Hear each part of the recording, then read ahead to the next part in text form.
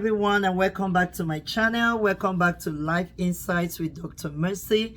If you're a returning subscriber, I say thank you. And if you're coming across this channel for the first time, please, I encourage you to subscribe because I know you're going to be blessed. All right?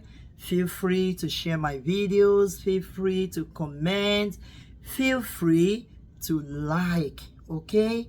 To like, subscribe. Subscription is free. All right, let's learn together. Let's educate one another. Let's grow. Let's impact lives. All right, thank you so much for coming on this channel today. All right, so we're in the season of discussing how we can build and sustain healthy marriage relationships. All right, and today we're looking at the subject of love. You know, given to what is going on today, the stories we hear about marriages, you know, starting up well, you know, breaking up tomorrow, you know, stories of DV. Oh, you cannot but join me, you know, to reason that there is a lot of misconceptions about the subject of love. I want to believe that many people today, you know, many young couples today, they do not understand that concept of love. They don't understand what love is. They don't understand what love is not. That is why, you know, people think that love is when a marriage, you know, wedding day is flamboyant, you know, when the ashwebi is gorgeous, you know, and you have a train, a very long train of people with the ashwebi or the bridal train or the groomsmen, you know, and the money is lavished on the wedding, you know, maybe you travel out, you know, to go and do the wedding. Maybe you went to have the wedding in a place like Dubai or the most gorgeous hotel, you know, photo shoots. The best photo shoot is the order of the day, you know, pre-wedding photo shoot, post-wedding photo shoot, you know, the wedding dress. You know, there's a lot of competition in this age and time of social media. Everybody's flaunting their wedding day on social media, showing off what they think, you know, quote and unquote, love is. And then our upcoming young adults, soon will become adults, are getting confused. You know, the picture that is being painted to them is that is, oh, when everything is like this, then I got everything in place. No, that is not all that you need for a marriage to be healthy and to be sustainable. You need to understand what love is, and you need to also understand what love is not. So that is why we're discussing what love is today, and we're taking our basis from 1 Corinthians chapter 13, from verse 4 to verse 8. We're not going to read it, but as we discuss, you will understand. So, what love is? Number one, love is truth. Please speak the truth. Be someone that speaks the truth. Speak the truth to yourself. Remember, I said it in one of my previous videos, don't deceive yourself. Be not a deceiver. Do not have a hidden agenda why you want to marry that person. Speak the truth from the beginning. When you meet someone and you think you're gradually getting into that aspect, you know, that stage of relationship, you're taking it serious, is going to lead to marriage, please make sure you're speaking the truth. Open up. Talk about your previous relationships, whether it failed, whether it was successful. Talk about what made you to opt out. Discuss these things, both on the lady's side and both on the man's side. Be a truthful person. Make sure you build your marriage relationship on a platform of truth, on the foundation of truth. Because if you lie at the beginning, guess what? The truth is going to come out in the future. It's going to wait for you. You know, I said in one of my previous videos, and then you start calling the devil. You say, oh, it's the devil's work. It's never the devil's work. I said it. Most of the things we suffer later on in the future is as a result of the wrong choices that we had made. or we think we are smart. We're trying to outsmart the other person, or we deceive ourselves at the beginning, and later on our deception catches up with us. So please, please, please be a truthful person. Marital stage, while in marriage, be a truthful person. Be truthful about who you are. Be truthful about your values, okay? Be truthful about your faith. Be truthful about your career. Be truthful about your previous relationships. Be truthful about your money. Be truthful. Be open to your spouse. And that will help you to go a long way, okay? I have stories about couples who were not truthful to each other starting off. I have stories about them. Story time is coming. Just be on the lookout. All right. Number 2, what marriage is. Marriage is humility. In marriage, there is no boss. Okay? Especially, those our young men who are raised in Africa. All right? There is no boss in marriage. All right? There is no boss. There is no servant. All right? Actually, the Bible says if you want to be great in God's kingdom, you should do what? Learn to be the servant of all. All right? And this is just, we're talking about you and your spouse. So why can't you be the servant to one another? You need to serve one another, okay? There is no boss in marriage. There is no boss in marriage. You understand what I mean? There is no boss, master. There's no master, and there is no slavery in marriage, okay? You're supposed to help one another, collaboratively, okay? You're supposed to collaborate. Marriage is teamwork, all right? So the man is supposed to be humble. The woman is supposed to be humble, irrespective of how educated you are. It's not about your education, all right? You do not bring your office status, to the home, all right? Please do not bring your office status to the home. And, that reminds me, I remember when I was still, single, and then I was already on my PhD program. I remember one of my classmates, said this to me. He said, why are you doing a PhD and you are not married? How many men do you see that are doing a PhD, and who is going to marry you? I'm saying, excuse me, PhD is for work at the office. At home, I'm going to be a wife. I'm going to be a mother. All right? So I knew how to differentiate the two. All right? So, and it has never been a problem in my home. So please, learn to be humble. Humble yourself. Come down from your high horse. Whether your parents are rich before you met this guy, or whether his own parents are rich before he met you, two of you need to meet each other at the middle. All right?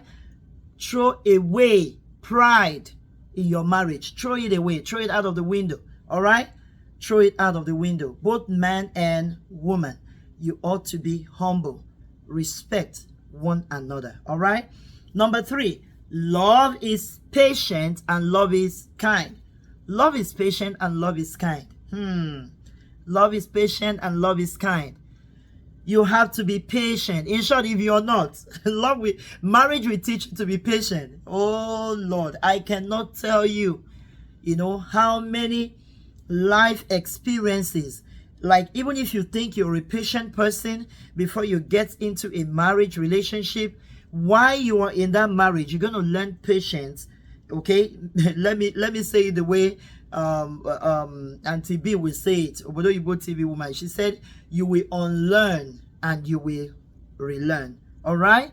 So even if you have a version of understanding about patience, you're going to do what? Unlearn that version, and you're going to learn a new version of patience, because marriage will make you to be patient. Like, it's not every time something that you want, you get it, and at the time you want it. Do you know what that means?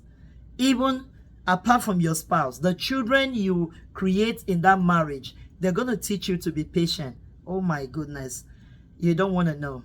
Don't worry, we're coming to story time. All right? We're coming to story time. So you have to be patient. You have to be kind.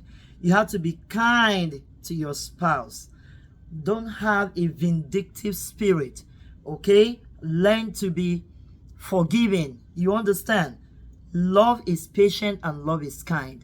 You have to meet each other in the middle. Yes, you have to meet each other in the middle, all right? So please, if you know you're not ready to be patient and to be kind, don't even bother going into a married relationship, because you will learn patience from the beginning, all right? You will learn it from the beginning. So let's look at what love is. Number 4. Love is sacrifice. Did you hear me clearly? Love is what? Sacrifice. My dear, you have to sacrifice your time. You have to sacrifice your money. You have to sacrifice sometimes your career. Yes, you have to. You have to, especially when you start making babies in that marriage. Some women have to put their career on hold, and raise the babies, raise the children, and later on you pick up your career again and you keep going. But some women are able to do both career and children, pregnancy, raising the kids, all that baby stuff, Most times the women put their careers on hold. Some, I didn't put mine, I kept going, right? But I made some sacrifices too on my career. I made some sacrifices to be able to help my kids, to balance, all right? Especially when we, relocated, to the US. So in marriage, you will learn sacrifice, my dear. If you don't know how to sacrifice your time, who you are, sacrifice your talent, sacrifice your career, sacrifice, that is like, you can't be selfish in marriage. Because if you want to be, please just stay out. Because selfishness will not lead you anywhere, all right? Let's just leave it like that. Love is what? Sacrifice.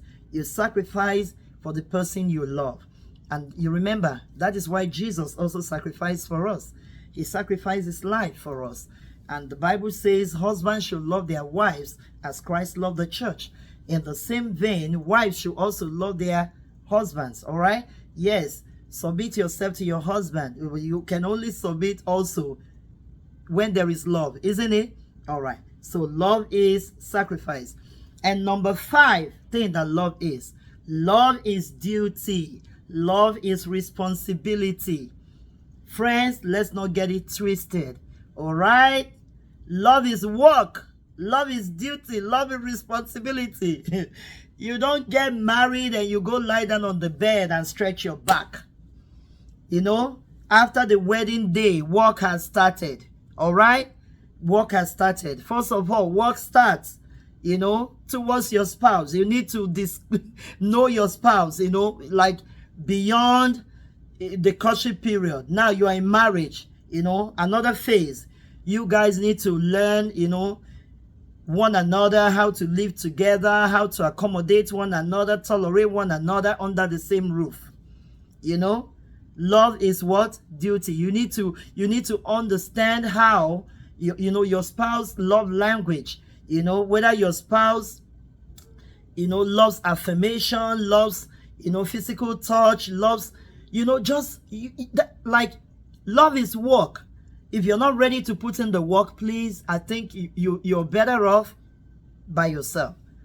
Because if you think that after getting married, you're just going to relax and marriage will work itself out, no, it doesn't happen that way.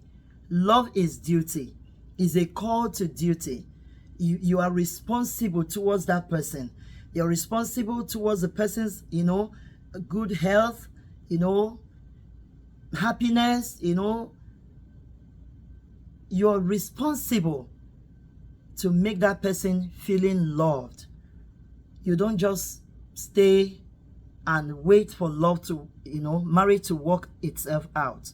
All right? So please let's get these 5 things and let's run with it. Run with it. Run with it. Run with it. And back it up with prayer. Back it up with prayer. And God will help you. I don't want this video to be more than 15 minutes, okay? So please, let's run 5 things that love is. Let's run it through again. 1, love is truth. Learn to speak the truth to your spouse. Love is humility. Be humble.